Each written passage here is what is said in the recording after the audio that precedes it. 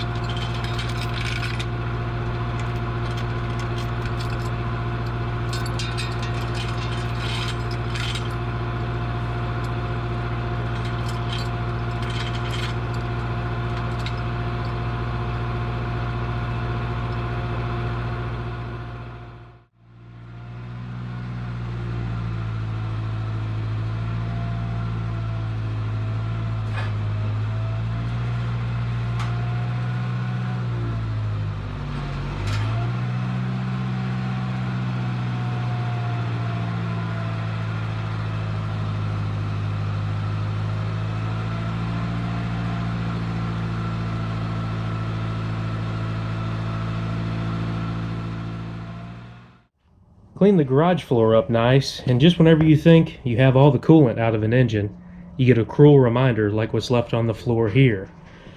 This engine that came out of the wrecker is a 345, and like I mentioned, you can see it has a rebuilder's tag on the side.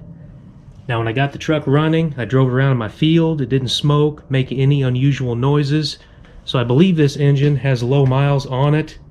But this is going to be a top secret project that you won't see for a while. I've got something brewing in the back of my mind with this engine, so we'll just have to wait and see.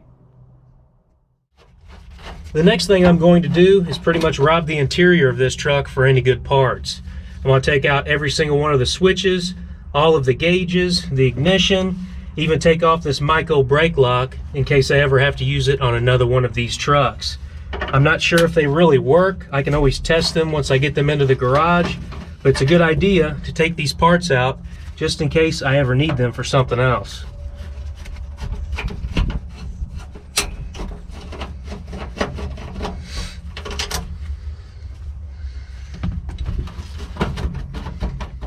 I'm going to get in here and clip these wires. That way I can leave just a little bit of them on there in case I need to test this in the garage. Maybe hook them up to a battery for like the amp meter, maybe the fuel gauge to see if they work.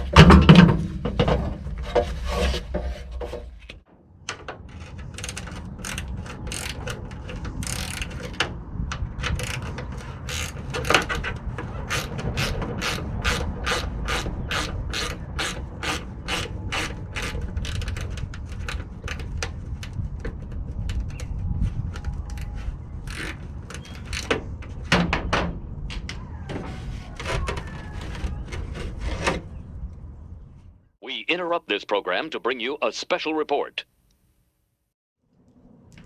Now, who doesn't like a little bit of bonus footage? If you've been around the channel for quite a while now, you'll know that I have a 1997 Ford Taurus station wagon. It's green. I nicknamed it Gumby.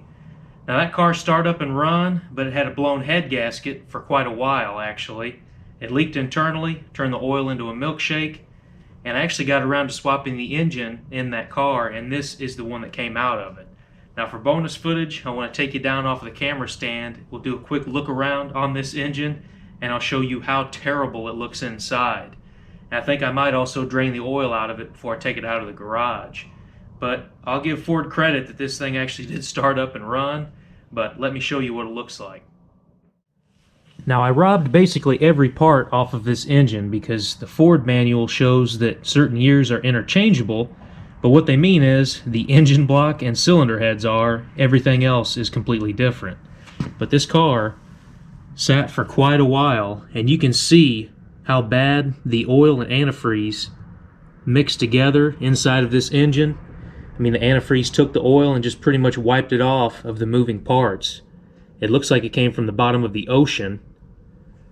And I really cannot believe, once I popped the valve covers and the intake off of this engine, that it started up and ran. I even pulled the car into the garage.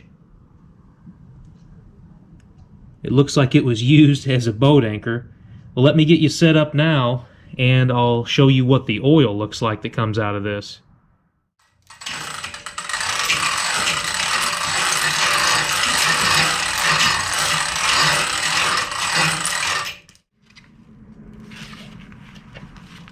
Okay, moment of truth. If you haven't been around vehicles very much, maybe there's some young viewers out there right now, this is pretty much going to be a demonstration of a catastrophe, and if you ever check your oil and it looks like that, you've got some major problems. See if I can do this without dropping the drain plug in the bottom of the pan. Ready? Yeah, that's not good.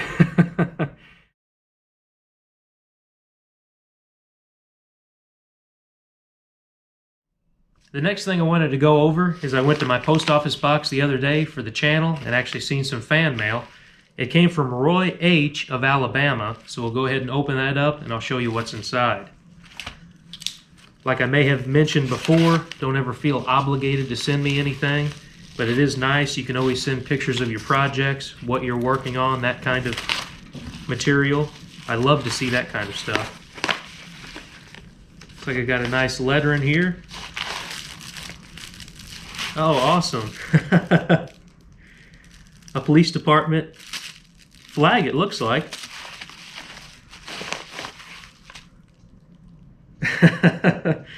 Mobile, Alabama, the city of Six Flags Police.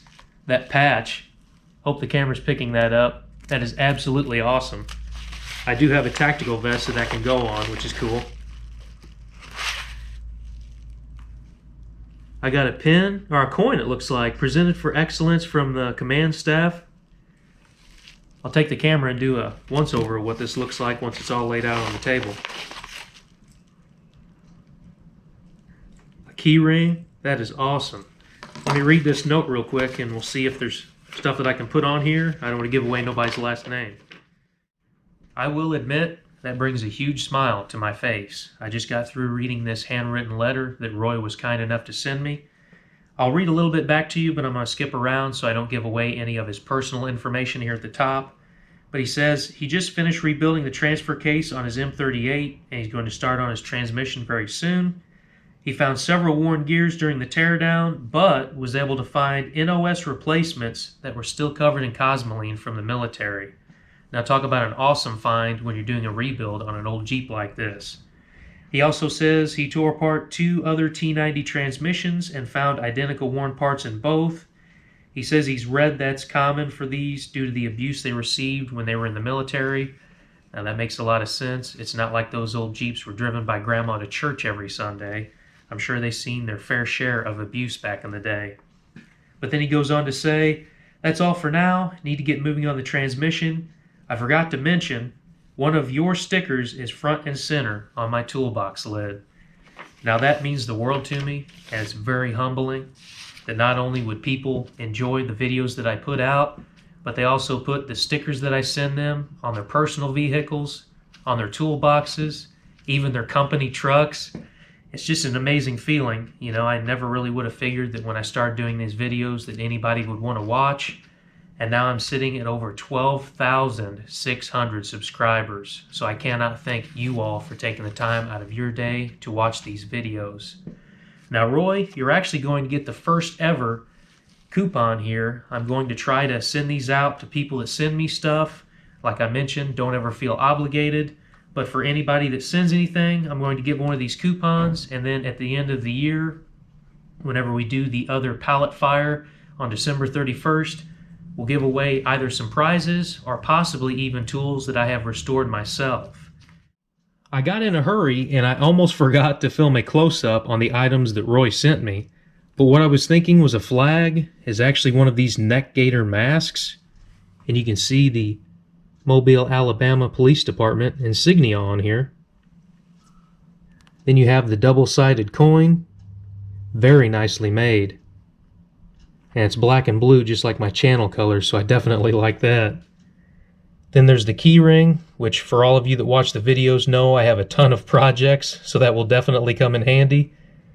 And then here's the patch that he sent me. I just want to make sure that I took the time out of this video to say a very special thank you to Roy. It definitely means a lot, and all of this will come in handy. So I hope you enjoyed the bonus footage, and now it's time to get back to the wrecker. So I removed the sun visor, which just so happens to be the nicest body panel on that truck. This is an aftermarket fiberglass sun visor. As the day this video is airing, there is no damage to it. Hopefully I can put it someplace in the garage where it doesn't get damaged or something drops on it. But there's no cracks in it. This thing would probably bring a few bucks online for sale, but I plan on keeping it. It's kind of sad because this video was going to go a totally different way up until the point I removed the sun visor. I could tell you, but let me just take you down and I'll show you what I'm talking about. So the passenger side of this roof doesn't look too bad until you get to the driver's side.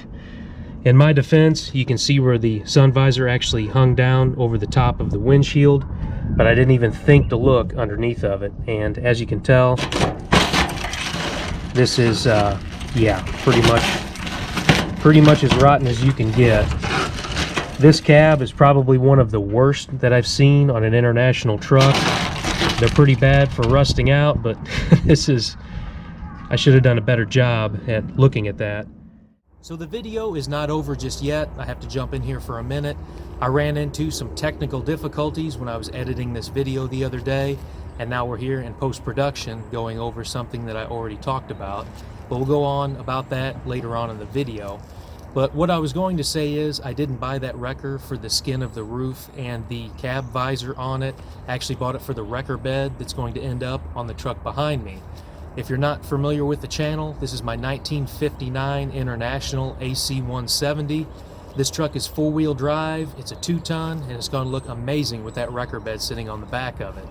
Now, when I originally bought this truck, I thought it was a little bit obscure and maybe rare, but the more I've dug into it, this is probably one of the rarest trucks that I've probably ever ran across.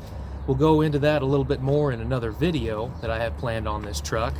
But anyways, I needed to pull the engine out so I could do a prototype kind of guinea pig deal with it, and I needed the exhaust off of that wrecker since it had a 345 in it as well. So that's what I wanted to tell you. We'll jump back into the video and take the exhaust off of the truck too.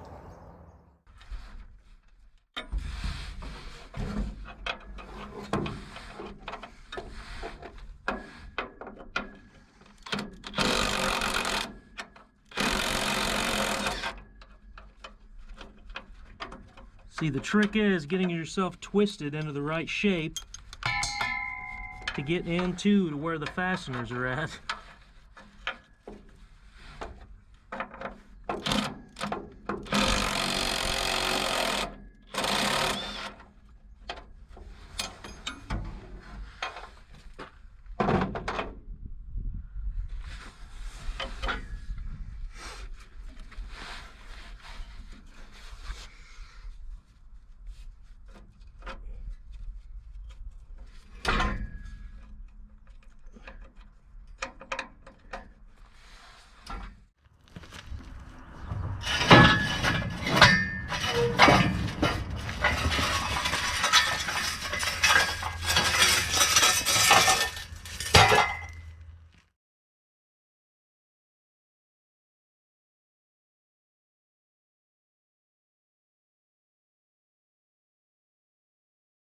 This exhaust is in nice shape. There's no holes in it.